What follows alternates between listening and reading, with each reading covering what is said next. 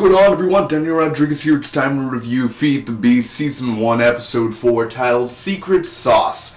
Spoiler review. Make sure you have seen the episode. It should take me about 2 minutes to recap and then give you the pros, cons, and final score. Thanks so much for joining me. Don't forget, you guys can check out my other Feed the Beast reviews, Season 1, Episode 1, 2, and 3. Link is down below to the playlist for Feed the Beast. Thanks again. Let's get right on to it, man. Another stellar episode, man. I really have been enjoying this season. Jim Sturgis and David Schwimmer are fantastic in this show. AMC has a golden goose egg in their hands. I hope they don't drop it. They need to keep it in their hands. Alright, on to the secret sauce. First off, the crew is talking bad about Kevin. Kevin is our new chef. The one that in the contract says that Tommy's dad can have a chef. It's his decision, because Dion was supposed to be the main chef. And well, nope. Dion's gonna be working for the chef. He ain't gonna be the main chef. So basically his plans are ruined, and it's gonna ruin the restaurant, the Rio, with this new chef being around. So Kevin, he is a jerk. He doesn't work the way Dion does. Of course, Dion's a way better cook than what Kevin is. I mean, I can only guess. I can't actually taste their food, but I'm pretty sure Dion's food is pretty lit. Either way, they're talking bad about him. He's changing a bunch of stuff around. Patrick's dad is still alive. Last week, he ended up being shanked in jail.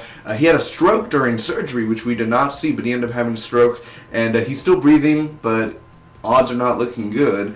So anyway, he threatens the doctor. He ends up texting her son, and then her son calls, and I don't know how that ended up happening. That's kind of a little shake up there, but he's threatening the doctor. You better keep my dad alive. Anyway, Dion argues with Tommy. Every week stuff, but the acting is so good. Again, I almost feel like the director of the week just says, all right, your lines, just go at it. We're not here. Just yell it out. They become the characters, Dion and Tommy, and they just freaking yell it out in this room, man. It's pretty damn perfect. Anyway, Pilar's sister falls because why not? And it was pretty good. I didn't expect it. She falls over a bunch of the cokes, and she hits her head solid right on the ground. I'm fine, but no, not like that. So anyway, Patrick kills this guard, which there was no explanation for it. We see Patrick, since his dad's kind of already basically gonna die, he's gonna step up. He's gonna be the big man. He's gonna be the boss. He ain't gonna be that little bitch he was. He's gonna take down people. He's gonna get what he wants. He killed a security guard for some unknown reason. We really didn't get no explanation for that, but it seems that he's ruthless. TJ's drawing. He's still getting bullied every now and then. Blanca ends up getting unconscious, which is Pilar's sister, and they're at the hospital. Tommy's dad is losing a bunch of money. Dion's uncle is in this accident because Patrick's people... I did say Patrick's people, right? I mean, Patrick's basically, again, the mobster guy. His people saw Dion's uncle riding his motorcycle, and they're like, I don't like that guy. So they ended up bumping into him on purpose, and he gets in an accident. Not enough to, kill him or something, but very much to give him a neck injury. So, yeah, Dion's uncle was going to go get money for Dion. He was going to go to New Jersey, but it didn't work out so well.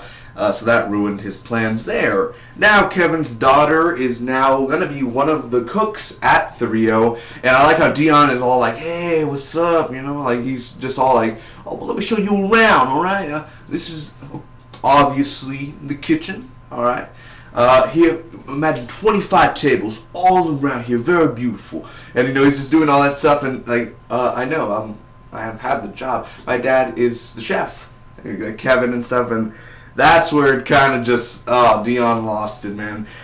So, yeah, looks like we have a hot woman going to be getting a job there because the dad and the deal and all that stuff, which it was I was like, shit, it's Kevin's daughter, so, alright.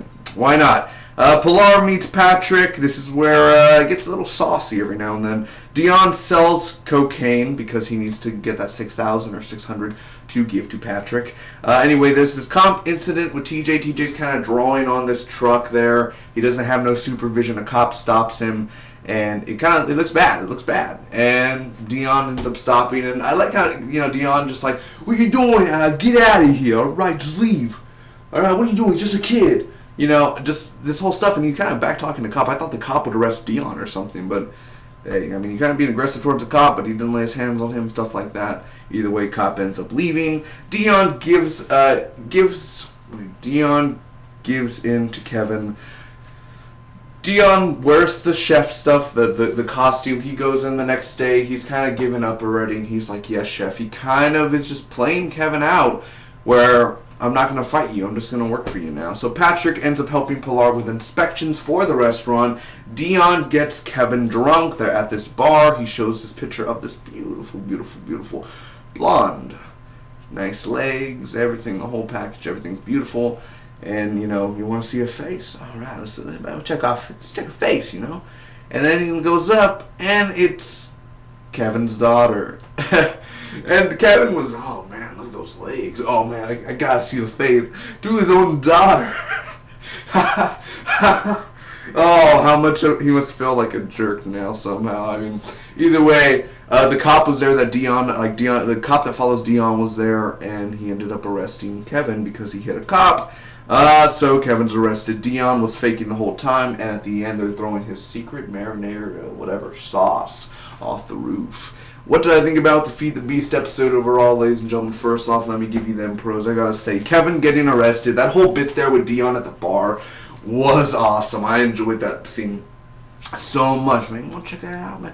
Let me show you her face, all right? And it went so perfectly. Another thing is Dion, just in general. Dude, Jim Sturgis as Dion is just so fantastic. His acting, every actor in the show did a really good job, either good or great. There's no, it's okay. It was an okay acting job. I mean, it could have been better. All of it's just been either good or great. It's been a really fun time seeing these characters evolve over the past 4 hours of content that we've gotten from this show. Dion and the main thing for Dion this episode was the advice that he gave to TJ and having that sort of big brother, secondary father figure sort of stand.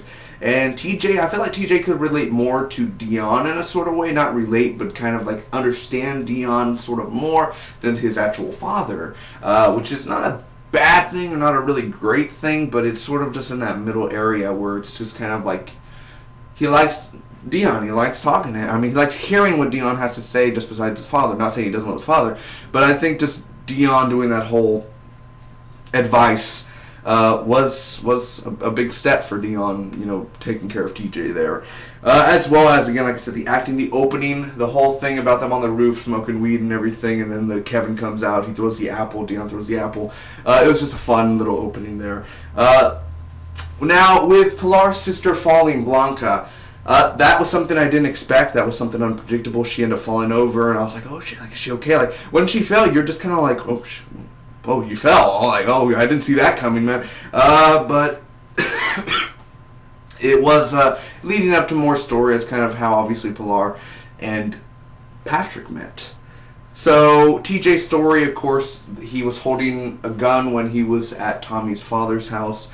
He let him hold like an unloaded gun, but just this whole holding the gun stuff, and he's boxing more. He's kind of gonna, you could tell by the end of the season or something, he'll stand up to that bully or something like that. So it is cool to see TJ's story sort of evolve every week. They give him some scenes, they give him some context. I like that.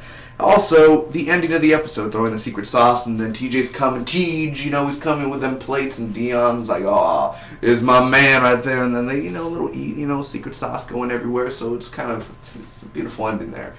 The only cons I have to say, the only things I didn't like about this episode were Pilar and Patrick. I wasn't a big fan of them, honestly. I'm going to be honest. The whole, when she was like, and he's like, oh, what's wrong with you? I feel like he's, I don't hate Patrick, nor do I like Pilar, and I enjoy Patrick, I do.